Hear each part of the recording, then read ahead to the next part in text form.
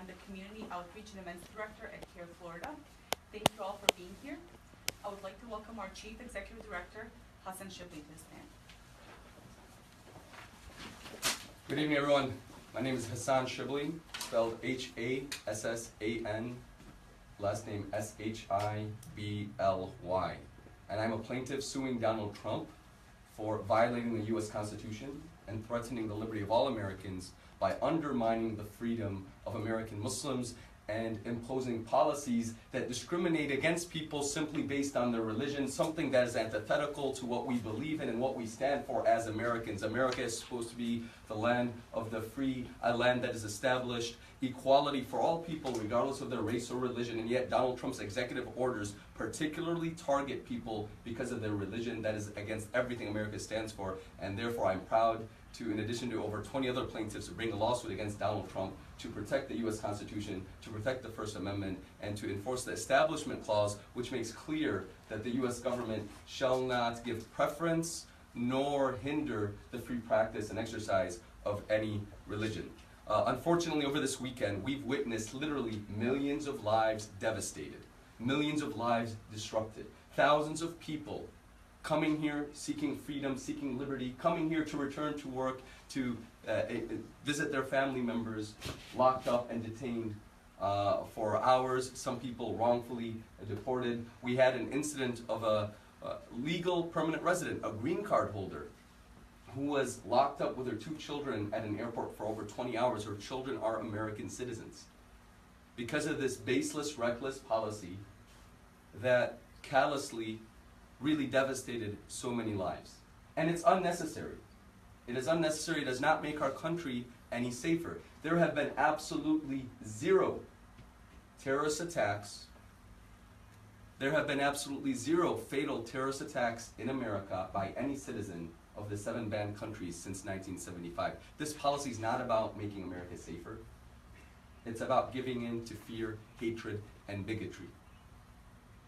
When Donald Trump was running for office, he called for a total and complete shutdown and ban of Muslims entering America. Giuliani went on the record very recently saying that Donald Trump approached him and asked how he could make a Muslim ban legal. This is not about safety.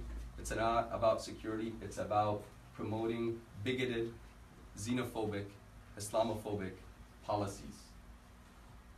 And I think it's very telling to see that the Department of State and the Department of Homeland Security's policies on how to implement the ban were overridden by Steve Bannon, who ran Breitbart, a known white supremacist, anti-Muslim online blog.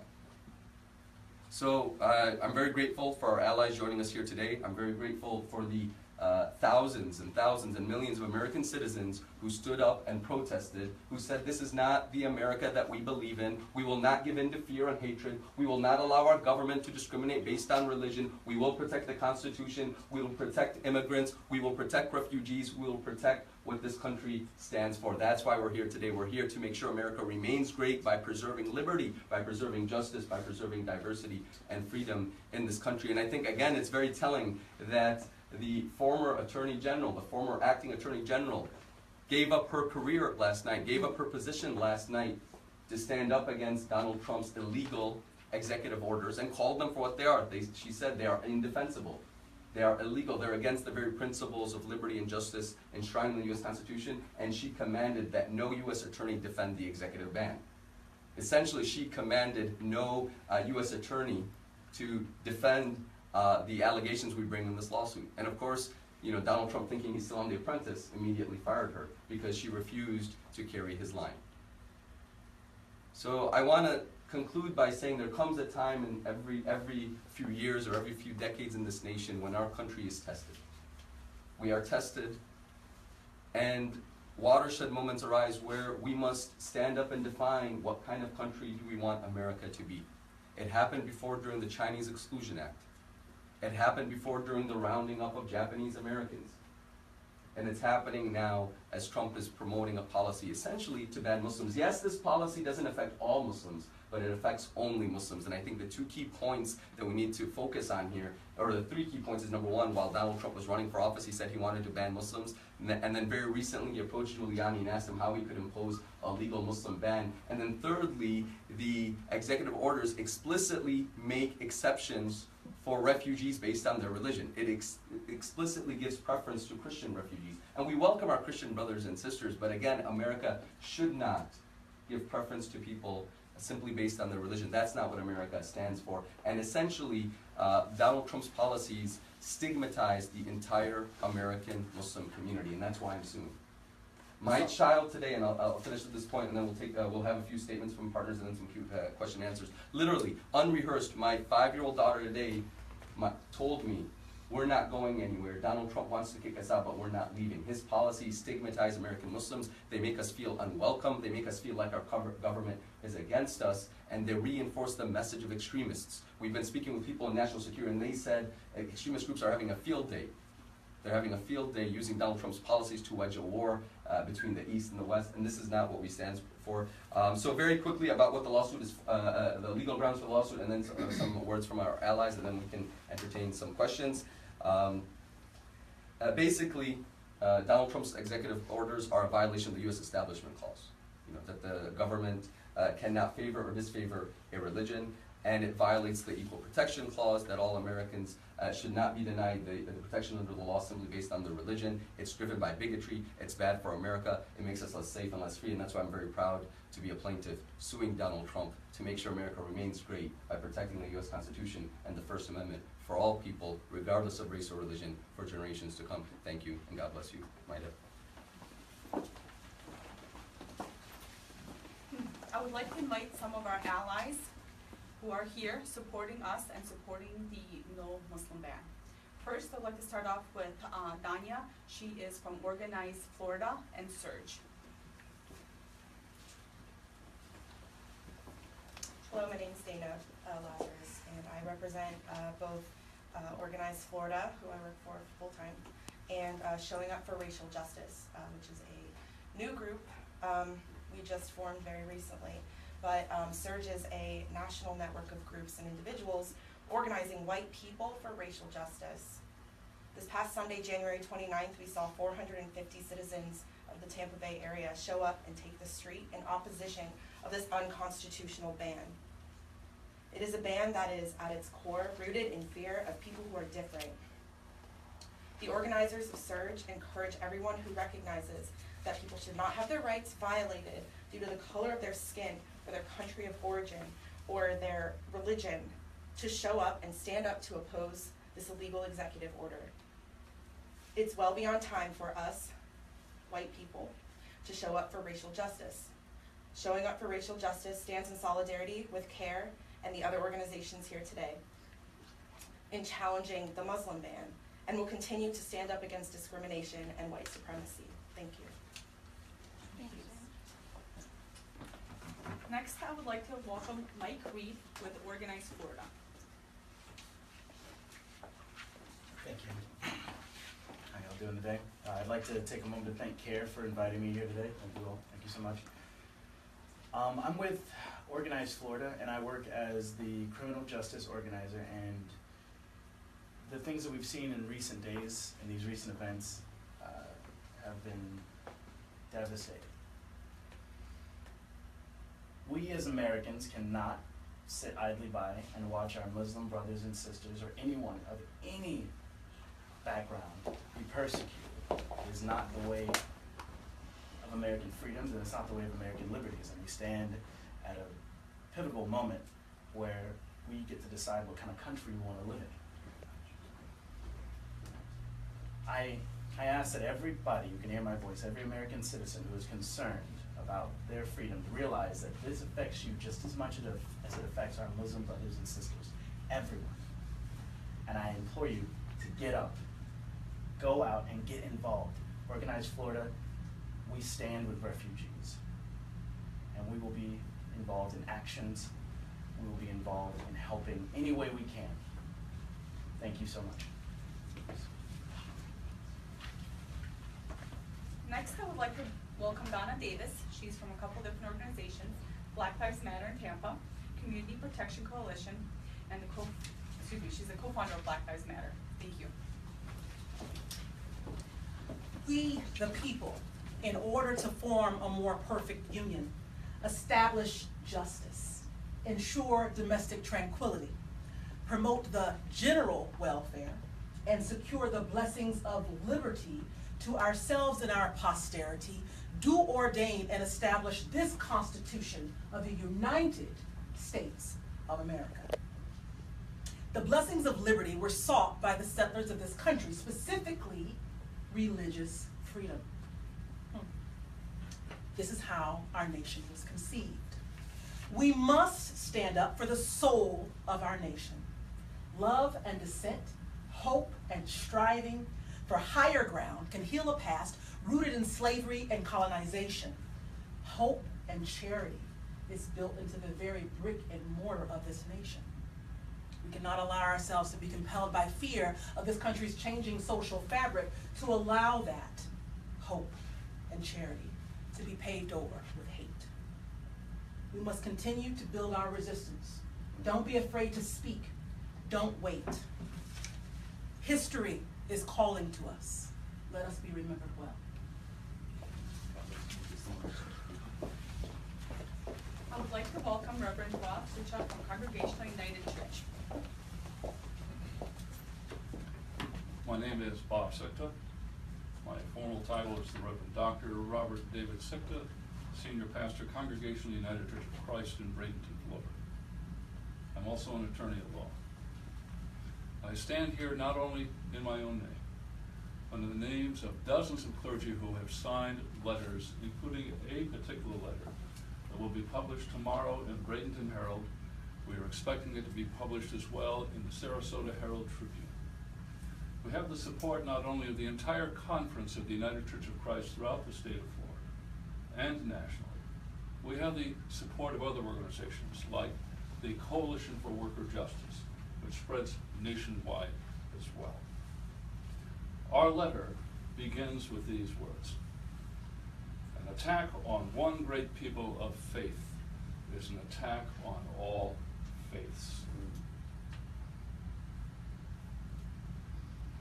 We do not look upon people as our Muslim friends. They are our friends who happen to be Muslims.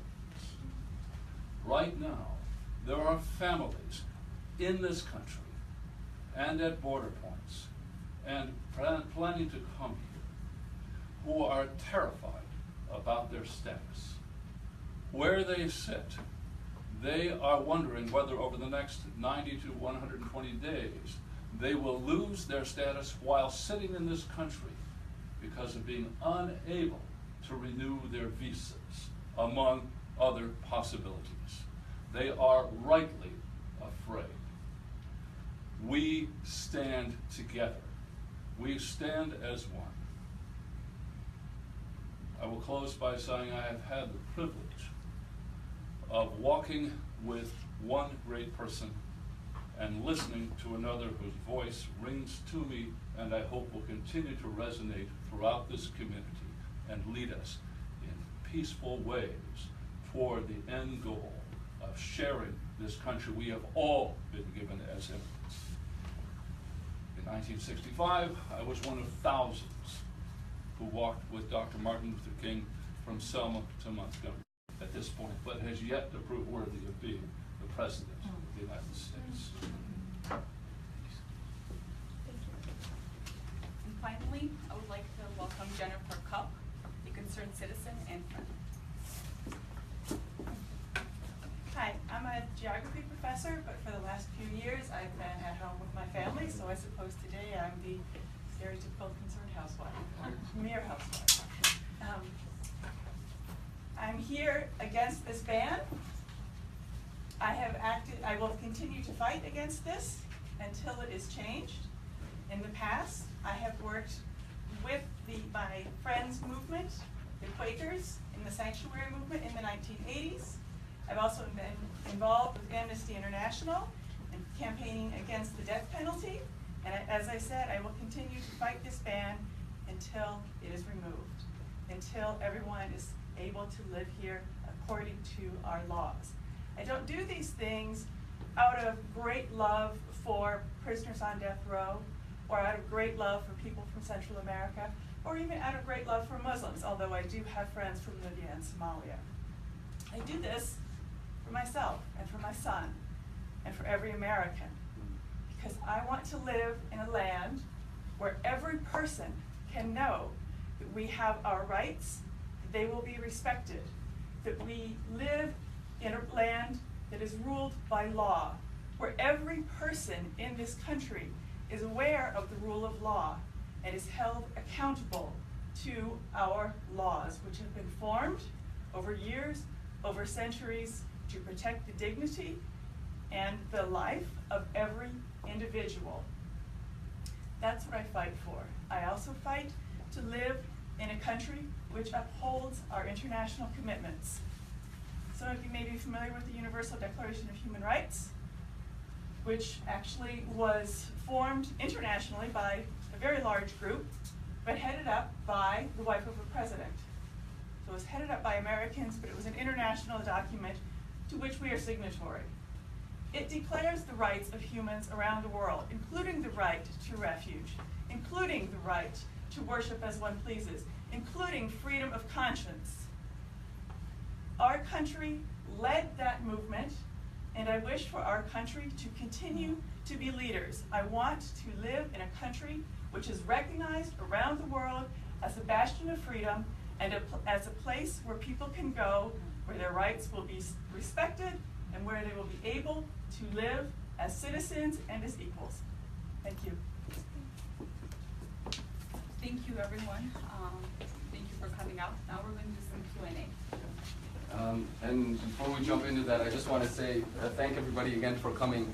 Truly, this is why I'm proud to call America home. It's our brothers and sisters who stand in solidarity to protect diversity of all people. I was born in Damascus, Syria. I came as an immigrant. I was a green card holder for many years, and this ban would have prohibited me from standing in solidarity with my brothers and sisters here today, or running one of the largest civil rights organizations that protects the U.S. Constitution for all people regardless of their race or religion. This ban is bad for America, it's unconstitutional, and Americans will unite as we are uniting here today to defeat it, to keep America a great nation for everyone. With that, we'll open up for any questions. In reaction to AP's reporting that 872 refugees will be admitted to the country under hardship concerns despite ban. Excellent, and we need many, many more. We have an obligation. We have created the refugee problem through our illegal invasion of Iraq, which destabilized the region and led to the creation of Daesh and led to the displacement of millions of civilians. The least we can do is bring in some, as our Statue of Liberty promises to be a beacon of hope for all. So we welcome that. Hassan, has anyone to your knowledge been from the Bay Area hung up at any of the airports trying to come back? We've had a green card holder who is the sister of an American citizen, and she lives here. She was visiting Europe, coming back, held at the airport for over 10 hours, feared that she would not be able to return here to her home. If you're a green card holder, this is your home.